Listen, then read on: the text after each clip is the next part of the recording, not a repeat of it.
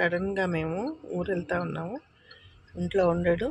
Car door తీయగానే ఎక్కి కూర్చుంటాడు కదా, అదిగో వచ్చేసాడు.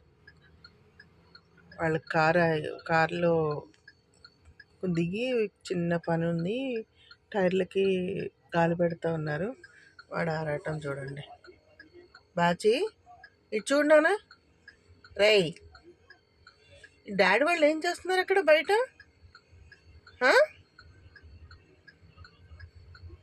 అసలు వాడి సంబరం కాదు కారు తీస్తే.